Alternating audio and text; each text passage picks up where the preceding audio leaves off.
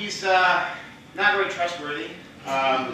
If you take him to like Ma Fisher's, he will take your debit card and then pay, like steal it like you didn't know he had it, and then pay for both of your meals with it. And then thank you afterwards.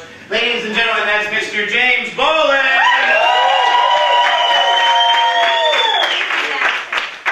That is a true story. This man to my right, he is so not concerned about energy conservation, sort of helping the environment, that like literally he will go to like drains and he will take leaves and he will cover up the drain so that like there's like water that comes to like runoff. So and also like he'll go to people's houses and he'll take the fluorescent bulbs, you know, the energy efficient fluorescent bulbs, and in his little bag, he always carries a bag with him. He will change those out with incandescent light bulbs that do not last as long. They're not energy efficient, and they ruin the environment. Also, the worst thing is, you know, most like old people go and they'll feed the ducks. But what he does is he will take pieces of bread and wrap them around the little plastic like six pack on the ground, just waiting for the duck to get trapped in it, and just watch it. This is, I mean, what else can I say about this man except for not many people like him? Alex Grindeland, everybody.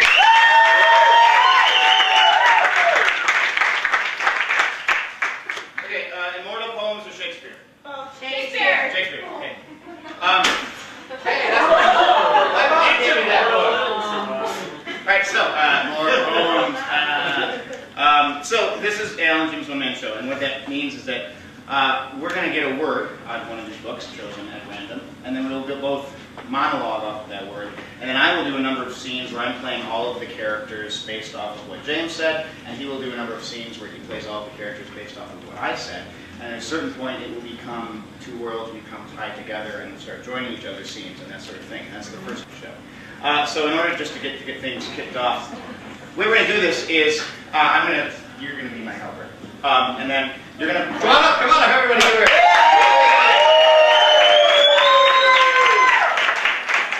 You're going to stand on a chair. I'm just kidding. That's the joke. So you're gonna not look and you're gonna point at a word. If the audience likes that word and they want that to be the word that the show is based off of, they'll go, yeah. If they don't like it, yeah. like a yay-worthy word would be murder. Yay! Nay-worthy would be like with. Nay.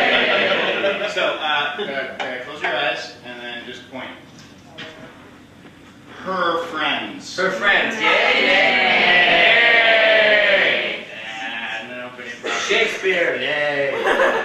Eyes. Yay!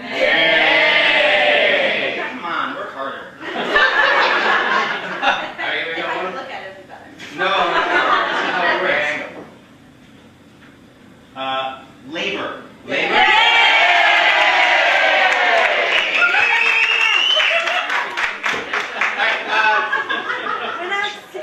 I don't care what anybody says. I've always been really hardworking.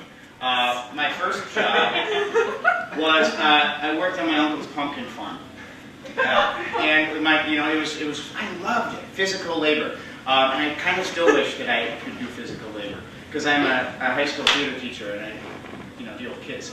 But on the farm, like all we would do is just mindless, like walking through fields and picking up pumpkins, this size pumpkins and this size pumpkins, and then like they had a 900-pound pumpkin. I didn't pick that one up,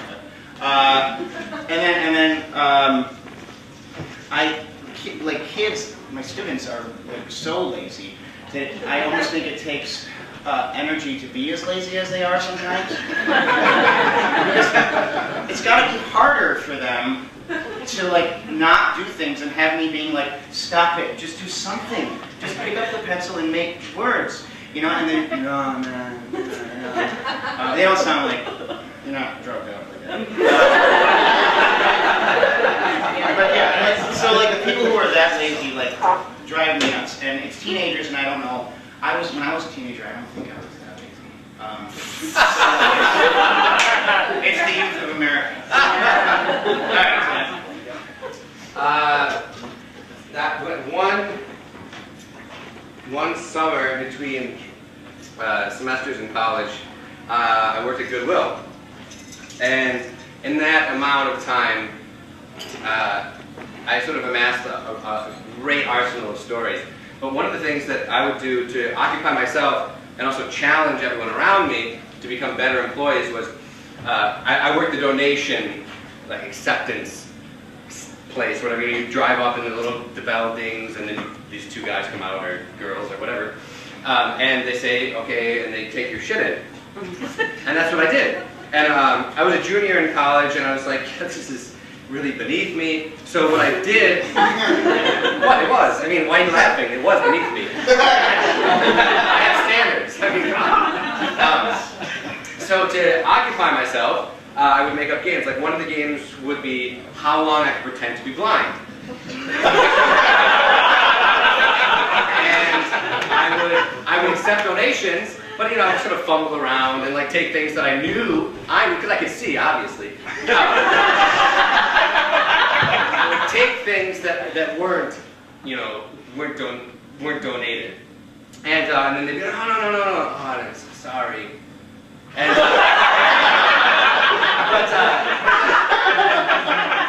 another game that I would play is how many times, because if you've ever been to Goodwill and donated something, they always ask you, would you like a receipt?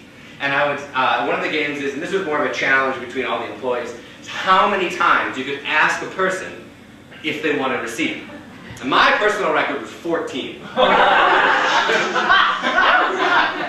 14 times I got this guy to say no, and by the end of it, he was just this old guy, and he kind of stuck, you know, and he asked me this already, and I sort of felt sorry for him. But the best time was I had only gotten to 3. I asked this guy like 3 times, and it was this thick German accent, and he ushered me around to the other side of his van, and he opened up the door, and there were 2 of the biggest dogs you could ever see, and he just looked at me and he said, "They bite."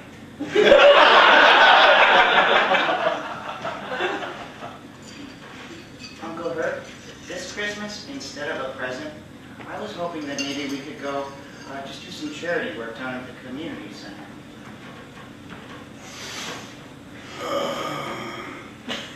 No, I think that's beneath us as a family.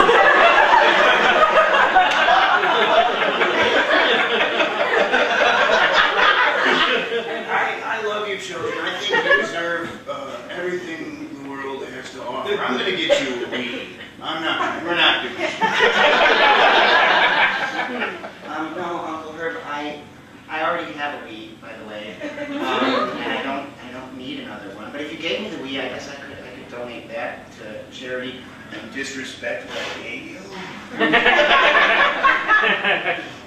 I think you're not understanding the holiday spirit. I'm trying to give you things. I'm trying to instill in you that you like to get things. Which helps, you know, American consumerism, and that helps the economy when I buy you things. You think those people down at the... I guess, okay, I'll say it. They are worthless bums and we should not help them. I don't think that I should have to say that. You know, I'm going to make you go down there to say that. You disgrace our family motto.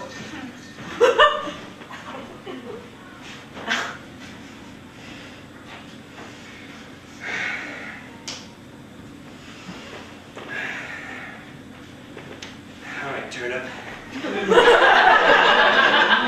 It's you or me.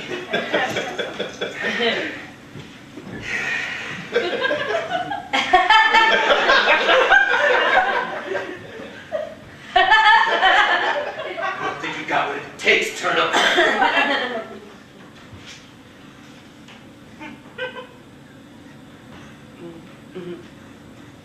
right, Turnip. I'll be gentle with you. Just because Susie over there doesn't like the way I talk to you. All right, twist the cap and pull out.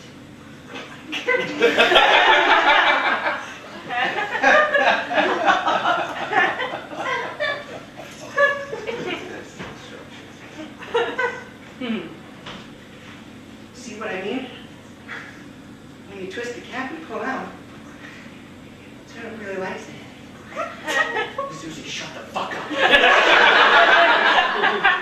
I don't like how you're displacing your anger upon me. First it was the turnip, and then it was me.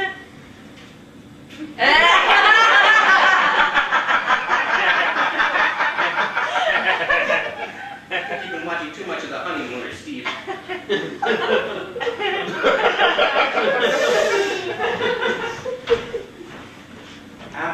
Jeremy, some of the other retirees are starting to think that you're not the terrible teacher.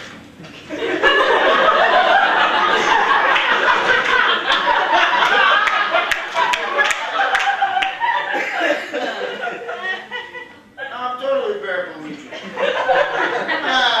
Paraplegic, come on! I don't think you're. Never mind. Now, there's footage of you getting up to go to the refrigerator. I edited that footage. I want legs so badly that I spliced in legs.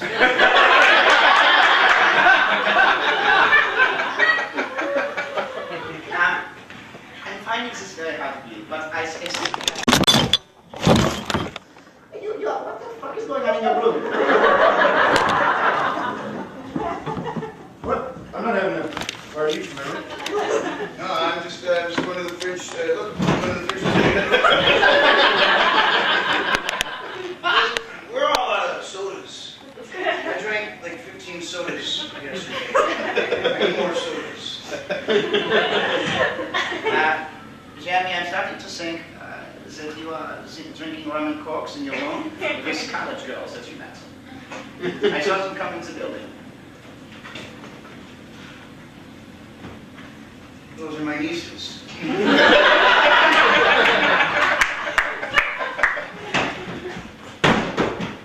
Just eat fucking food.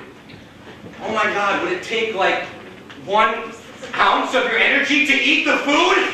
I mean, you're wasting away in that chair all day long. Just eat your broccoli.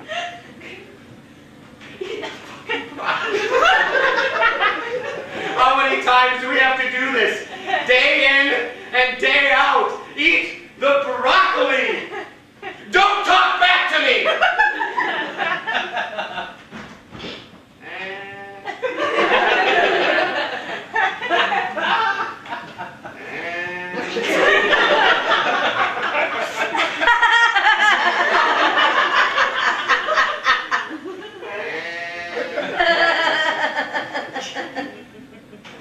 Oh my God, if you push that broccoli away one more time, I swear to God. No, do not call social services. Do not worry about that. Oh, you want something different? All right, I'll make you some, how about some filet mignon? You love that. I'll just chop it up and put it in the breath blender. Come on, here you go. Enjoy it. Please, just, I need you to eat this, please.